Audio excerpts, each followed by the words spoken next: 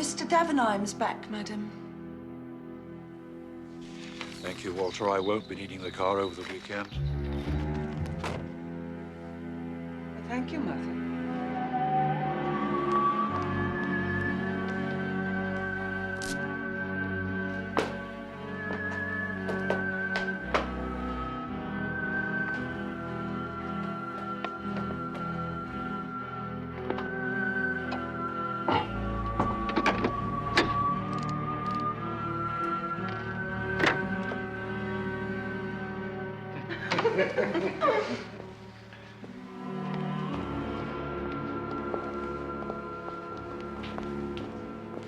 You look tired. Darling, servants. How was your meeting this morning? Well, so-so. They must refer back to Wall Street, so it'll be a few days yet. Oh, by the way, Lowen rang. He said he would be catching the earlier train, after all. Oh.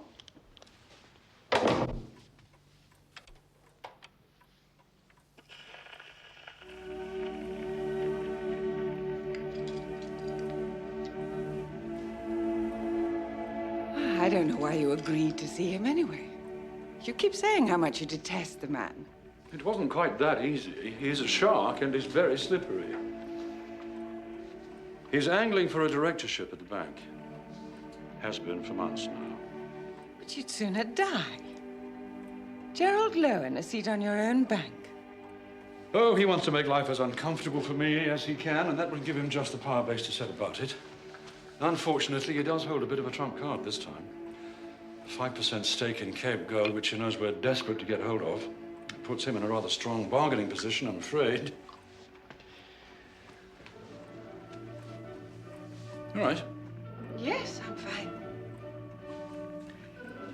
Well, if he's on the 4:45, he'll be here pretty shortly. I really ought to go through one or two of these papers before he gets here. I'm sorry about all this.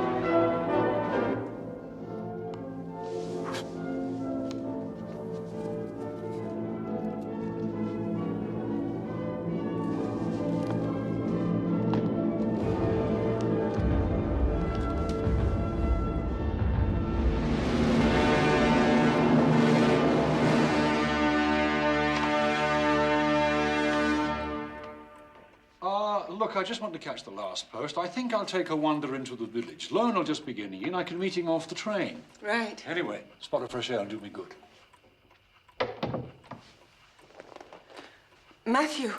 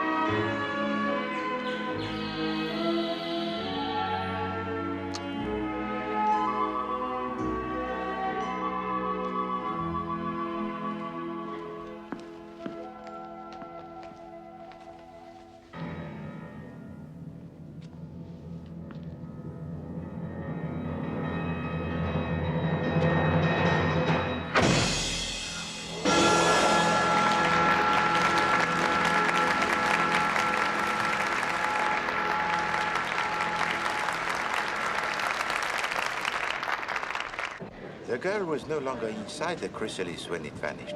There was the secret. It baffled even Poirot for a full 10 seconds. The key, of course, lies in the costume of the girl. Inside, there is sewn a network of very fine steel wires. Well, the human beings are made of flesh and blood, no? To make them vanish into the air, c'est impossible. You think so? I take it you haven't heard, then, about the strange business of Mr. Matthew Davenheim. We are talking about Monsieur Davenheim of Davenheim and Salmon. Ah, the big banking firm. Of which Matthew Davenheim was the senior partner. And a very wealthy man, too, if his house is anything to go by. Incidentally, my dear Chief Inspector, you will have a little something to warm you before you leave. Well, seeing as I'm not on duty. Yes, it's a rare old puzzle, all told. Friday afternoon, he told his wife he was off to the village to post some letters. Walks out the front gate, hasn't been seen or heard of since.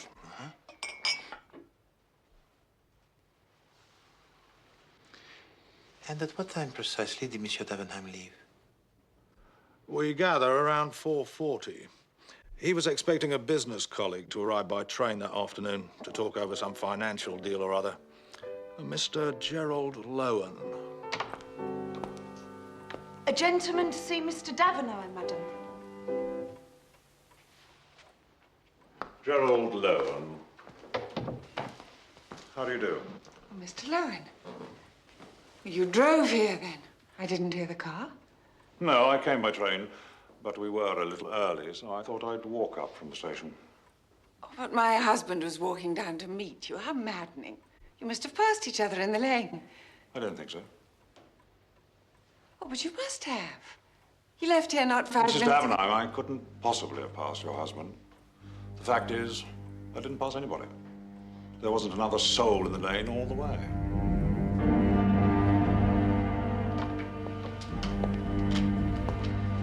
Please make yourself comfortable in here. I'm sure he won't be very long. Good. Mrs. Davenheim showed Lowen into her husband's study, and there he waited. And waited.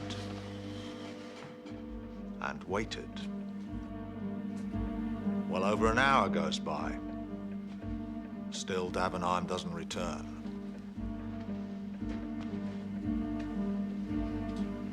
Gerald Lowen, his patience exhausted, takes his leave. This is the way your husband treats important business clients, is it? But I'm quite at a loss. I'm so sorry. Yes. I'm very sorry too, Mrs. Davenheim. Very sorry indeed.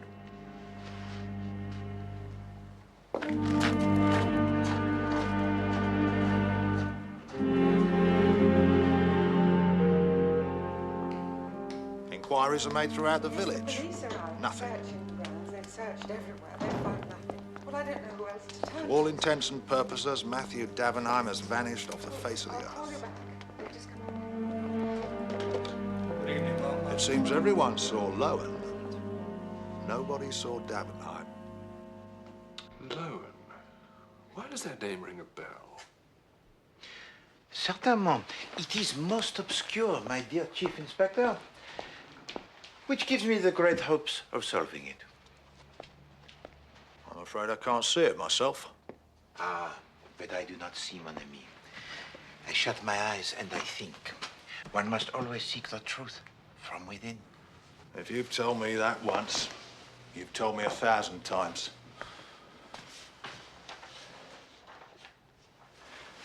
All right then, Poirot. Here's a challenge for you. A fiver of my money that says you can't solve this little mystery without leaving the house. We'll give you 7 days.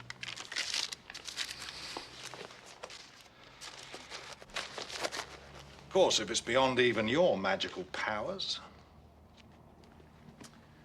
Eh bien, 7 days, huh?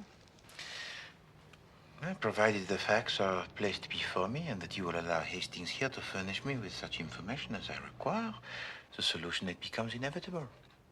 I accept. Good night, Poirot. Thanks for the drink. Like robbing a baby.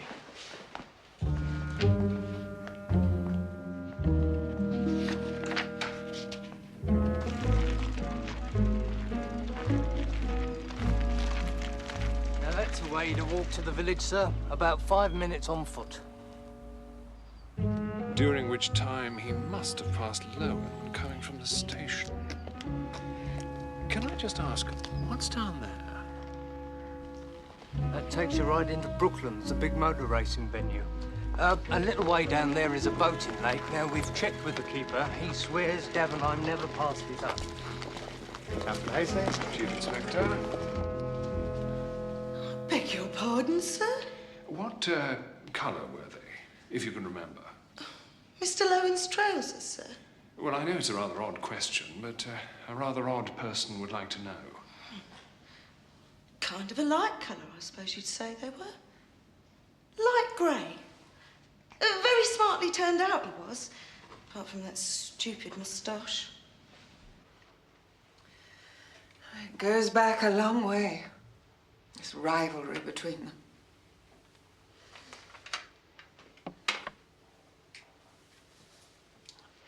Lowen lost out to my husband in a big deal over some shipping company shares. Poor man was nearly wiped out. That was a few years ago now, but he's never stopped hounding Matthew ever since. I believe he came here to barter some South African stock or something in exchange for a position on the bank. Did a lot of business in South Africa, did he, your husband? He was over in Johannesburg all last winter. Must have been 3 months. He brought me back the most wonderful diamond earrings. He always brought me back jewelry of one kind or another, whenever he went away.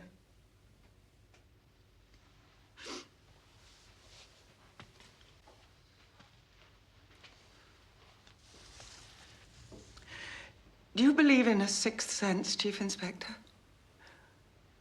I had it the day my mother died. I had it again on Friday. All day, the certain knowledge that something like this was going to happen. And now it has, hasn't it?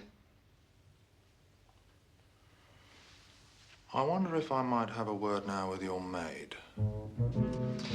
I think I might have a word now with your mistress.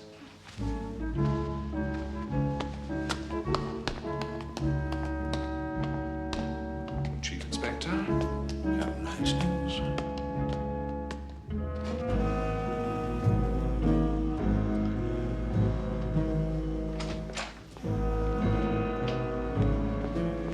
Surprised to see you still here, Mr. Poirot. I thought you'd be out on the Davenheim case. Well, Miss Lemon, the Chief Inspector Japp has bet me £5 that I cannot solve this mystery without leaving my apartment. And I accept his bet. Oh, are you sure that was wise? Perhaps not, Miss Lemon. On reflection, £10 would be a much rounder sum.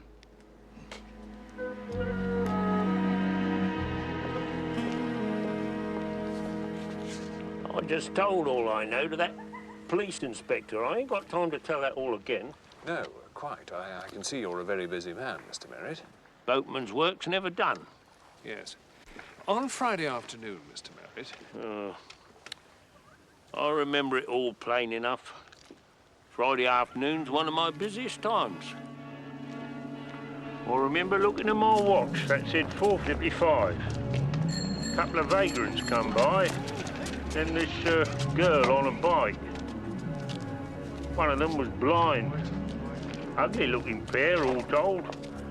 Looked as if they'd been drinking. That were all that afternoon. There weren't no one else come by. I'd remember, wouldn't I? Yes. Well, I'd better be getting along. Wouldn't want to keep you from all your work, Mr. Merritt. Don't you worry about that. As soon as that paint's dry on that bench, I'll be right up and giving that a second coat.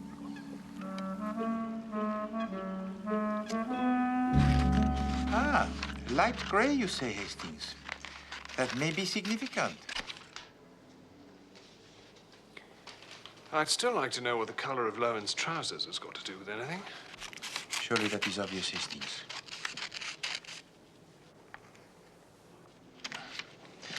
Monsieur Lowen says that he did not pass Monsieur Davenheim in the lane, right? Now, is he lying, Hastings? Or did he in fact kill Monsieur Davenheim? A messy scuffle in a country road, the disposal of a body in a muddy field, and still he manages to turn up at the house minutes later, so immaculately dressed. Ah. Seemed rather trivial. No, Hastings. Nothing is trivial in the matter of murder. I commend also for your attention the fact that before he leaves the room, Monsieur Davenheim puts onto the gramophone a record of the 1812 Overture. Well, that was highly significant too, was it? Well, we may as yet be on the wrong track, but at least it is suggestive. Track? That was it. Gerald Lowen. Comment? Gerald Lowen. Races a couple of Bugattis. Just beginning to make a name for himself on the circuits. I bet it's the same chap. Ah, the racing of the cars, eh? Round and around in the circles. Never will I understand the passion for such a pointless pastime. Oh, you've got to experience it, Poirot. The sheer exhilaration, flying round by the seat of your pants. Yes, well, Hastings, perhaps you should try cleaning them first.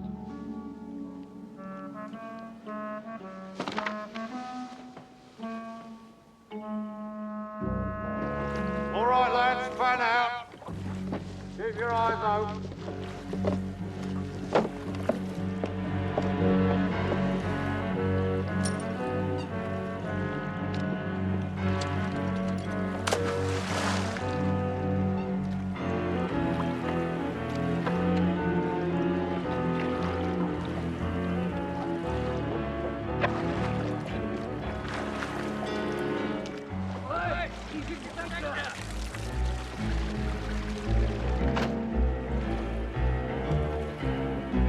Bring it in.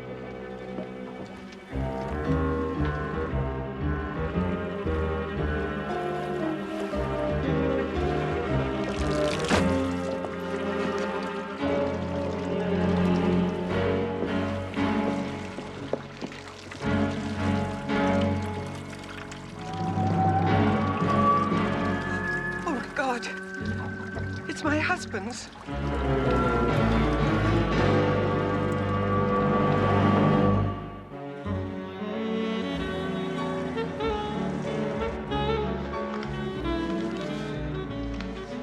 Just as well admit it, Mr. Poirot. You can't stand being cooped up here on your own, away from all the action.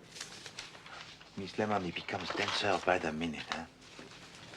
If his body had been discovered in the lake, eh bien, a simple murder problem or an intriguing suicide. But his clothes and no Monsieur Davenheim, eh? We are dealing here, Miss Lemon, with a body of evidence requiring the most skillful dissection. Well, in that case, why don't you call off this stupid bet and get out there ferreting for yourself? Get out there ferreting, Miss Lemon. We are not hunting the jackrabbits.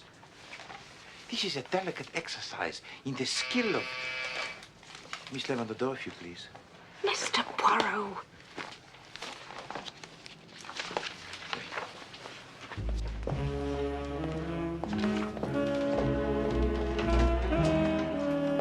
Morning, sir. I've got a parrot with Mr. Poirot. No. Poirot. It is pronounced Poirot. I beg your pardon, Governor. I've got a Poirot with Mr. Poirot.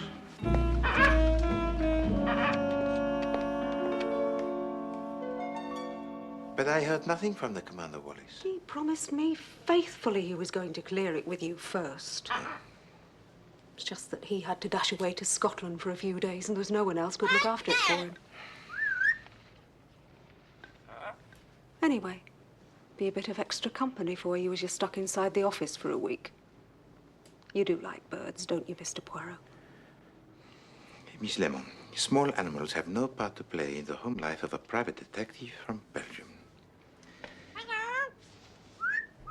Except, of course, as a source of nourishment.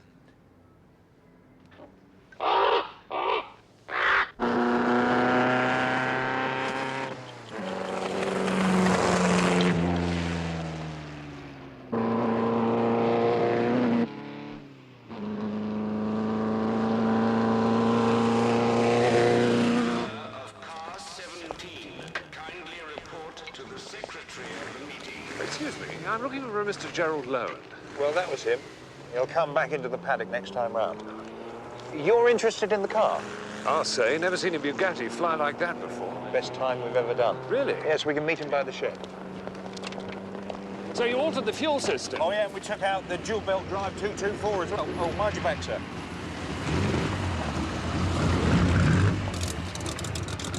So you raised the compression ratio? Oh, yes, and uprated the supercharger, sir. Brilliant. Bet you get a fantastic HP for your rev rate. This is the gentleman who's interested in the car. Captain Hastings, you're Gerald Lowen. Hastings? Well, you better take it for a spin. Really? It's terribly kind of you. You sure? Well, you want to get the whole picture? Well, of course. Mr. Lowen? Competitors are reminded that to assist the timekeepers, correct numbers are to be displayed during practice. I'm sorry to trouble you, Mr. Lowen, but I'm from Scotland Yard. I wonder if you wouldn't mind answering a few questions. Colonel Brighton, Mr. Lowen. This is the gentleman I was telling you about. Who's interested in buying the car?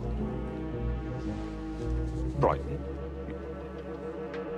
Hastings. Hey, you! Get out of that damn car! Captain Hastings. Chief Inspector.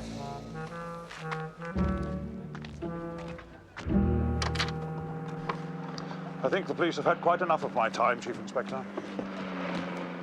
Just one moment, please, Mr. Lowen. How many more times do you want me to tell you? I didn't pass Davenheim in that lane. Perhaps he fell down a rabbit hole.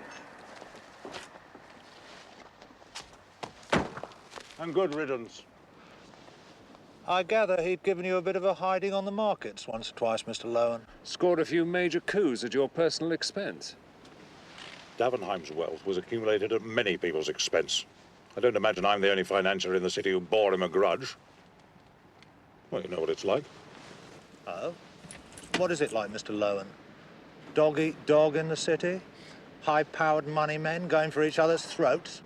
Look, if you're suggesting that I killed Davenheim and then tossed his damn clothes away into that lake... Clothes in the lake, Mr. Lowen? I don't think we've officially announced that yet. Must have heard it on the exchange. Good God, you don't think you can keep a thing like that secret, surely? Thank you, Mr. Lowen. Good day.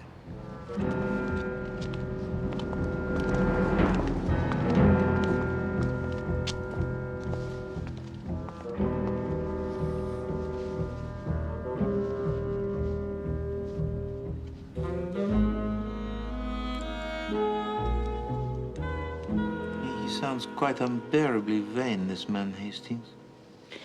How did he know about the clothes in the lake? In the city, they would know what we'd have for breakfast if it was important to the share prices. Where does that leave us, then? You think Davenheim's been kidnapped? Where is the ransom note? Or the demand? A murder, then? Where is the corpse? And what sort of murder is it? Where the killer removes the clothes of his victim and throws them into the lake.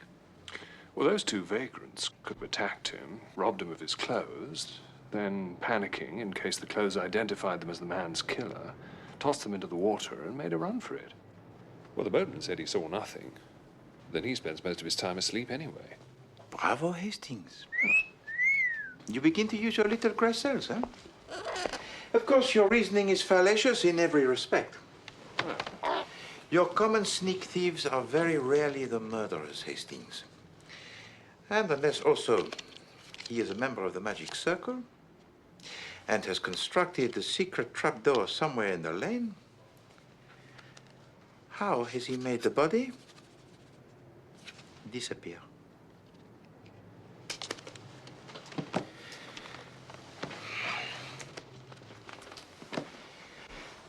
And please, do not fraternize with that creature. I am still training him. It's only a parrot. I was talking to the parrot.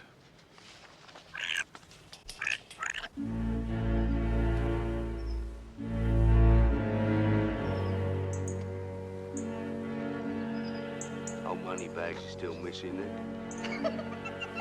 expect he's in Rio by now.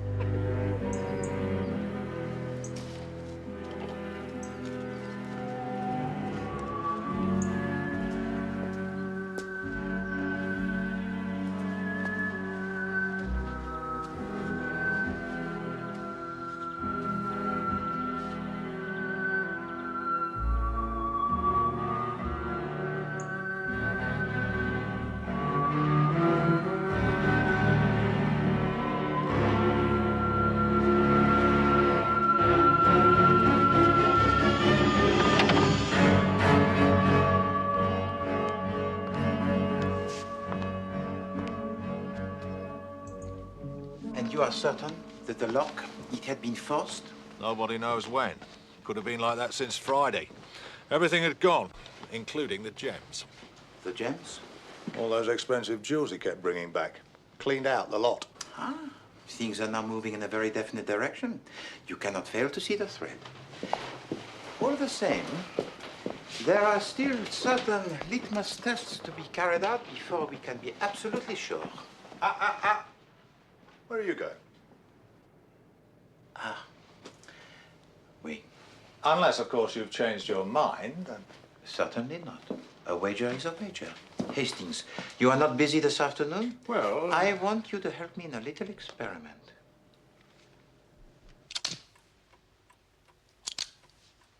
But I don't know why we're all standing around here talking while he's out there going scot-free. Well, we have questioned Mr. Lowen, madam, but at the moment we don't actually have any... Would you mind awfully if I went to get a glass of water? Oh, please, let... No, I'll go myself. Well, the man was determined to ruin my husband, we know that. And he was on his own, right there in the study for well over an hour. We don't know for sure it was broken into on Friday afternoon. I locked it up myself, Chief Inspector, just as Matthew was returning home. We couldn't have been burgled since then. Why haven't any of the doors or windows been forced open? It can only have been done by someone who's inside the house. It can only have been done by Gerald Lowen.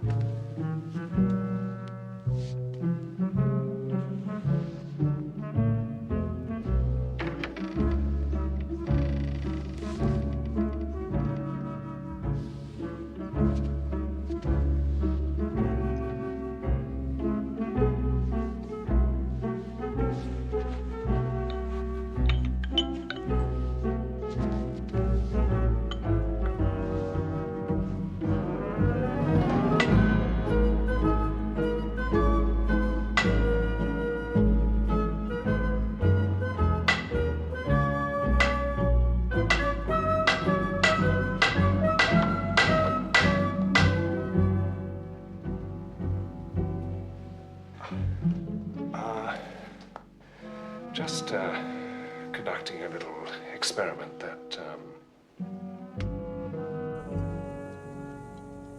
it's a wonder Japp didn't lock me up for breaking and entering. But Hastings, you performed magnificently. Well, I don't see what it proves. Except that you need a strong hand to get that thing open.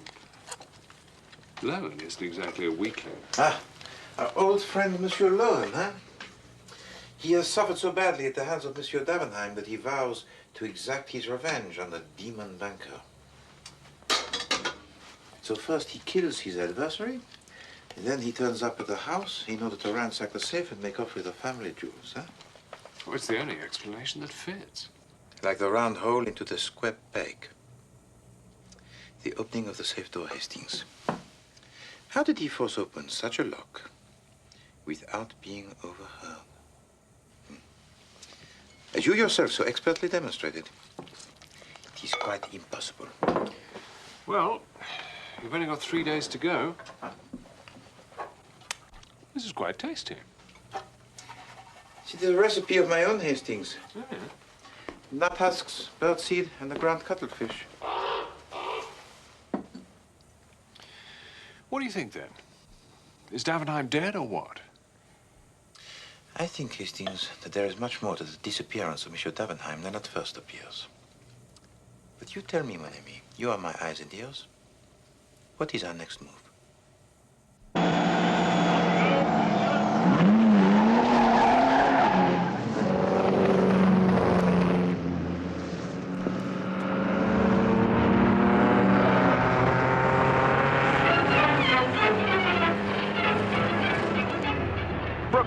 starts, and the final meeting of an exciting season brings out the fastest of the speed cars.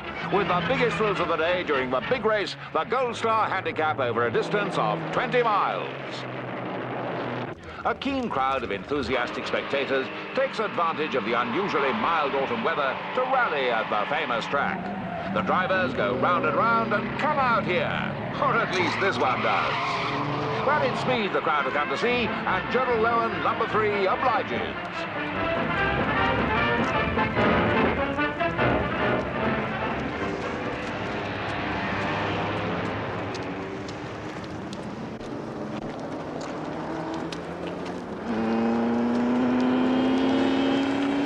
My God, he took that one a bit fine.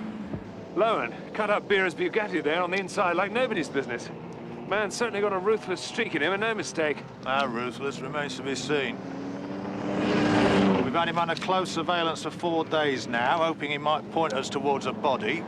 All he's pointed us towards so far are cartels and carburettors. Blimey! Old Shuttleworth's got some juice in that Alfa Romeo. Must be averaging 1/4 something at least. Sorry, Jack? Just thinking aloud.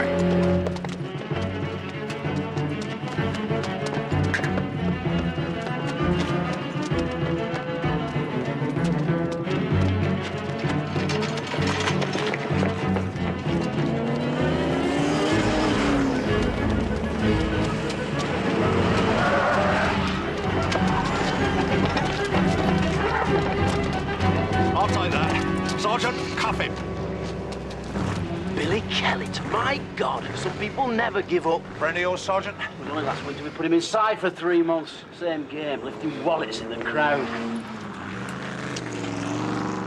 Looks like mine was the first of the day. Hello. Well, now. How very interesting. What is it?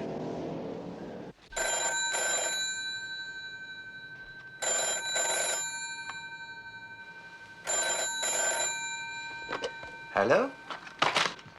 Ah, Poirot. Haven't caught you at a bad moment, I hope. Believe me, my dear Chief Inspector Japp, if you had caught me at a bad moment, I should certainly have told you. Just thought you'd like to hear the news. We found the signet ring of Matthew Davenheim.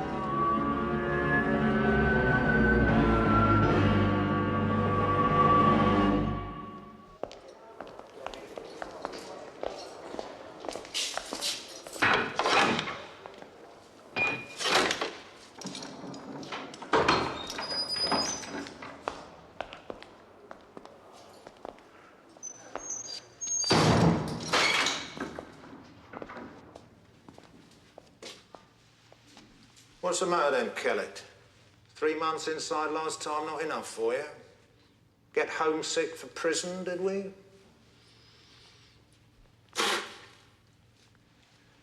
See the charming house guests we get in here? They never learn, of course, his type. Must have an appetite for prison food. I'll ask you once more, Kellett. Where did you get this ring? The wrong answer, and your next port of call could be the gallows, laddie. Well, I was with me mate, Frankie March, you know. And we was going down the racetrack, down Brooklands.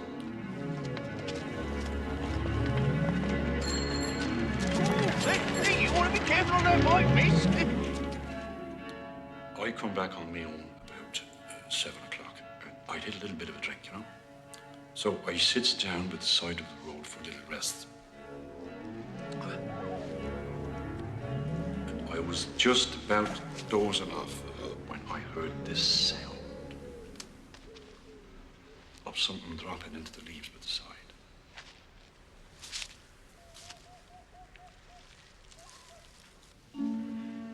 That's when I saw it. So this is his story? Word for word. Someone had thrown the ring over the hedge. I looks up and sees this geezer walking away. Knobby gent with a light grey suit and a poncy moustache.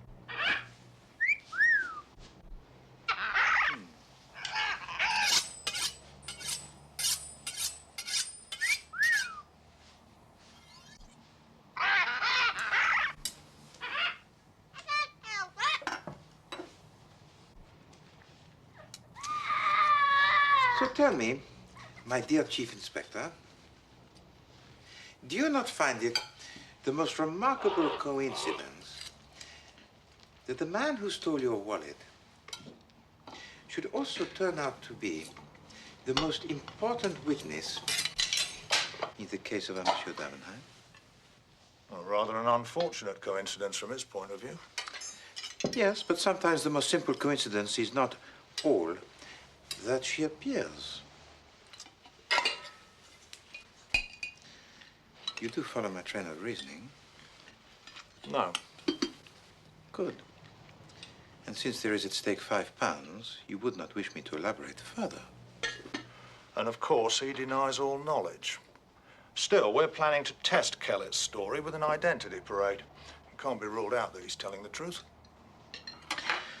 No, but I find it improbable that having removed the ring from off the finger of his victim, Monsieur Lowen should suddenly decide to toss it away into the ditch.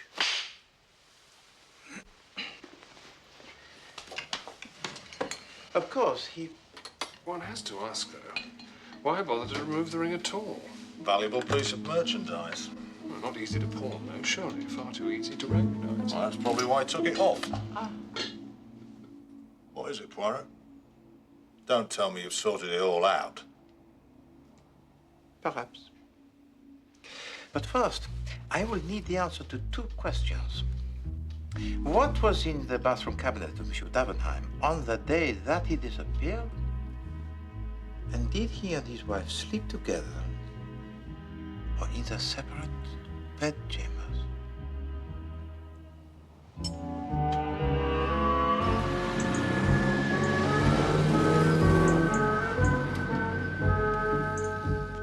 A gentleman to see you, madam.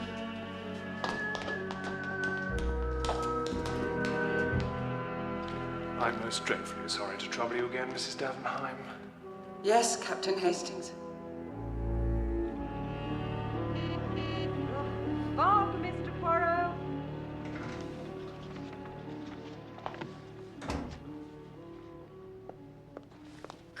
That's a devil of a day out there. You can hardly see your hand in front of your face. How true, Miss Lemon. There are days when none of us can see the hand in front of our face, when even I, Hercule Poirot, cannot see what is staring plainly at me between the eyes. I think you've lost me again. Mais certainement, Miss Lemon. It is very easy to lose a person, eh? Sometimes because you do not know who it is you are trying to find. Analysis and synthesis, Miss Lemon. There lies the key to the art of deduction. To strip apart the evidence, detail by detail, to its barest essentials, until miraculously all the pieces, they just fall into place. And we have the complete picture of everything that happened.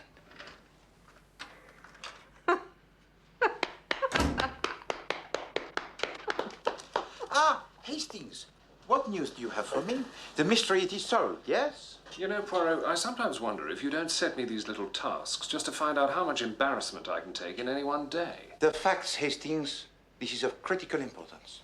Charlotte and Matthew Davenheim have occupied separate bedrooms since the spring. Ah, and it is now the middle of October.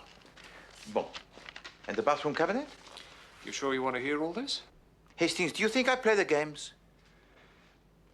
2 toothbrushes, 1 hairbrush, 1 pot of skin cream, 1 bottle of liver pills, 1 tube of toothpaste, 1 shaving brush, 1 packet of razor blades, 1 bottle of sleeping pills, 1 nasal spray, 1 bottle of eye drops. Thank you, Hastings. I have heard enough. There's another 2 pages. Yes, the evidence, it is complete. Now, Hastings, Miss Lemon, I trust you have no monies deposited in the bank of Davenheim and Summon? None. No, nor me. Why? Because I should advise you to withdraw it all, mon ami, before it is too late. You think there's trouble looming? I expect a big crash within the next few days, Miss Lemon, perhaps sooner. So, if you please, a note to the Chief Inspector Japp. Advise you to withdraw any monies deposited with the firm in question. Still, he will not comprehend. I'm not sure I comprehend. Hastings, as I told you at the start, once all the facts were placed before me, the solution, it becomes inevitable. All right. How did you know? Or are you going to tell me it was all done with mirrors? You will permit me, my dear Chief Inspector, one moment longer of the suspense. I have, as I promised, solved this mystery without leaving my apartment. Well, so you say, but I'm still pretty much in the dark. Very well. I will simply draw your attention to 3 details which, taken together, are really quite conclusive. 1. What is significant about the period of time that Monsieur Davenheim spent during the winter in Johannesburg? 2. Why had he and his wife not been sleeping together in the same bedchamber from that moment on? And 3. What was in the bathroom cabinet belonging to Monsieur Davenheim which should never have been there? I give up. I give up.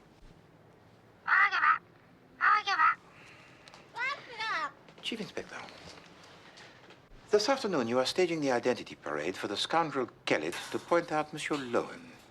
I think you will find the results really, yes, quite surprising. You will not object if I leave the confines of my apartment to witness the conclusion of our wager. All right, Sonny.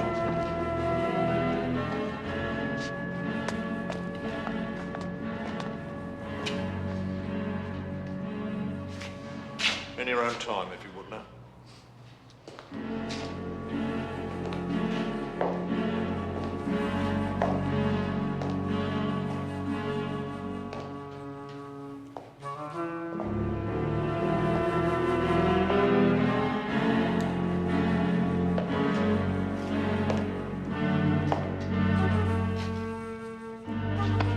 This is him.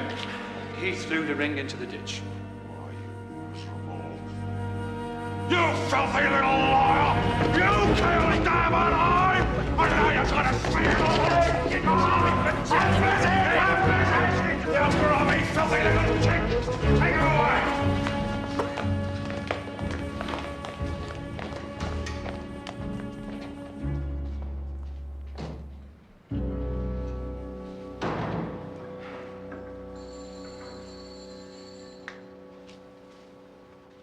So now, what do you make of that, Poirot? I'd say Lowen's as good as shopped himself. On the contrary, my dear Chief Inspector, a mere moment of the hot-headed rage.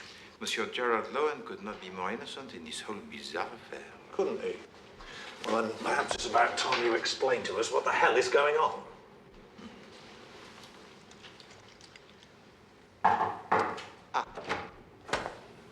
Mrs. Charlotte Davenheim, sir. Monsieur Poirot, Madame? I came as soon as I could. Oh, what is it? If you found anything out, then for God's sake, please. Oh. Stop him! All right then, Kellett, so what's all this about? Or perhaps I should ask you that question. Mais certainement, my dear Chief Inspector. I think that this charade has gone on quite long enough. Has it not? Gentlemen, may I present to you the missing merchant banker, Matthew Davenheim. Damn you. You. Belgian. Take him to the steps.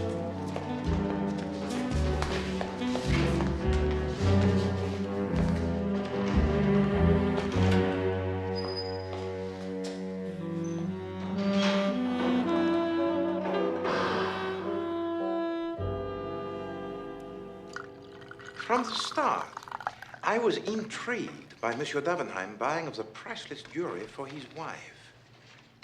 For years, you see, he had been embezzling vast sums of money from his own bank, draining it to death, as we have seen, and converting the spoils into the gems which he stores in the safe. So he'd always planned to abscond with them, right from the very start? Having first very cleverly prearranged with his hated arch-rival in the city, Monsieur Gerald Lowen, to be at his house on that day, so that he would become the chief suspect in this unfortunate affair. So Davenheim had already forced his own safe open before he left the house that day. Using the good Monsieur Tchaikovsky as his accomplice.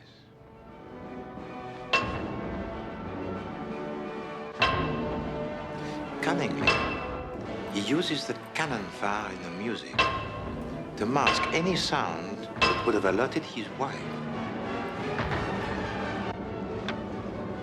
Having made it look as if the safe has been broken into, he steals his own money and jewels. Because he believes he has found for himself, until all has blown over, the most perfect place to hide. In prison. You see, during the winter, when he was supposedly in Johannesburg, Monsieur Davenheim was in fact creating the character of Billy Khaled, spending the 3 months in jail. He returns to the racetrack to steal the wallet, knowing he will be caught and put once again behind bars. And no one will suspect a thing. Of course, he always meant for you to find in his pocket the ring, so he could use it to further incriminate Monsieur Gerald Lowen. And the contents of the bathroom cabinet? The razor blades, Hastings. When resuming his identity, Monsieur Davenheim was forced to wear the false beard. To share the same bedchamber as his wife would certainly lead to detection. In fact, he was still shaving from time to time in order to become Billy Khaled again.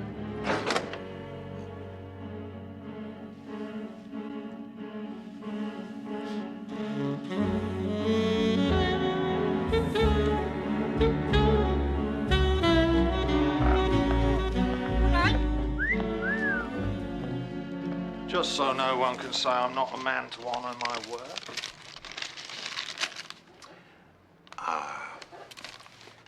Mon pauvre Japp, huh? It's like robbing a baby. However, it is small remuneration for the 7 days enforced confinement to my own home, having to listen to the non-stop demented squawks and the screechings. Mais, mesdames et messieurs, I want you to observe something very closely.